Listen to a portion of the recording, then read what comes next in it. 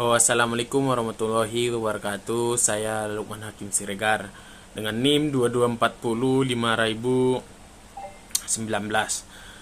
Ingin menjelaskan materi tentang jenis-jenis risiko dalam organisasi dan perusahaan.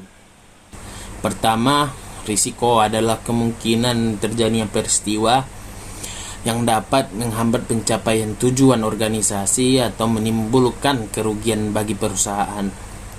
Dalam konteks manajemen risiko, setiap organisasi perlu mengidentifikasi, menilai, dan mengendalikan berbagai jenis risiko yang mungkin timbul dari kegiatan operasional maupun eksternal. Tujuan utama manajemen risiko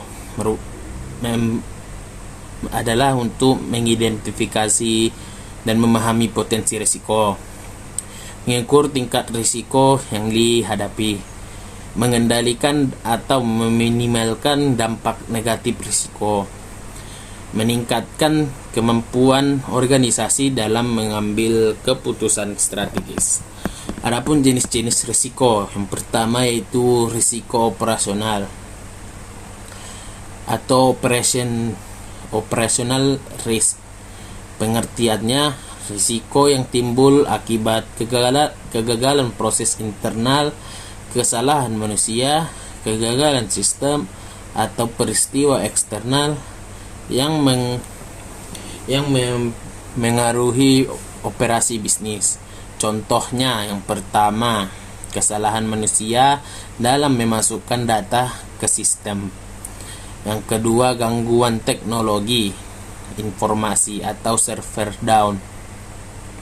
Yang ketiga, kecurangan internal oleh karyawan. Yang keempat, bencana alam yang menghambat produksi. Adapun dampaknya, gangguan operasional dan keterlambatan layanan. Yang kedua, kerugian finansial langsung. Yang ketiga, penurunan reputasi perusahaan.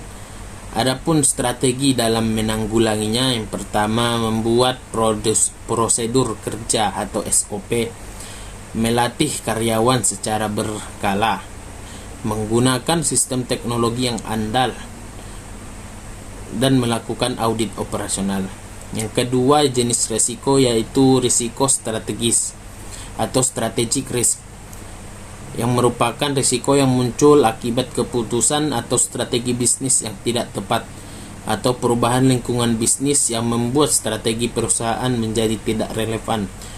Yang contohnya, produk tidak sesuai dengan kebutuhan pasar, kompetitor meluncurkan informasi baru yang lebih unggul, dan kegagalan ekspansi ke pasar baru. Dampaknya, kehilangan pangsa pasar, penurunan keuntungan jangka panjang, kegagalan mencapai visi dan informasi. Strategi penanggulangannya, analisis SWOT dan studi kelayakan strategi, pemantauan tren inovasi dan industri dan inovasi, evaluasi dan penyesuaian strategi secara berkala. Yang ketiga, kepatuhan risiko kepatuhan atau compliance risk. Adapun merupakan risiko yang timbul akibat ketidakpatuhan terhadap peraturan perundang-undangan, kebijakan internal, atau standar etika yang berlaku. Contohnya yaitu tidak memenuhi kewajiban pajak, pelanggaran standar lingkungan atau keselamatan kerja, dan tidak mematuhi regulasi keuangan, misalnya seperti peraturan OJK. Adapun dampaknya, sanksi hukum atau denda, kehilangan izin usaha, kerusakan reputasi organisasi. Adapun strategi dalam penanggulanginya, audit kepatuhan secara berkala, pelatihan kepatuhan dan etika bagi karyawan, penguatan fungsi hukum, dan pengawasan internal. Yang keempat, risiko keuangan atau financial risk, yang merupakan risiko yang berkaitan dengan potensi kerugian finansial akibat ketidakpastian dalam aktivitas keuangan perusahaan.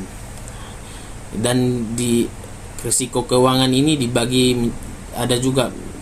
menjadi empat bagian. Yang pertama yaitu risiko pasar, yang merupakan risiko akibat fluktuasi harga pasar yang memengaruhi nilai aset atau kewajiban perusahaan.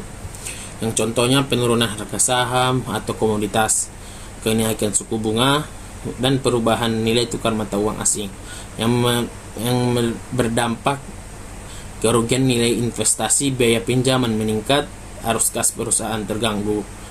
Dan penanggulanginya disertifikasi portofolio, lindung nilai atau hedging terhadap risiko suku bunga atau falas, dan pemantauan pasar secara real time. Yang kedua, risiko kredit. Yang ketiga, risiko likuiditas. Dan yang keempat, risiko investasi. Mungkin cukup sekian dari saya. Assalamualaikum warahmatullahi wabarakatuh.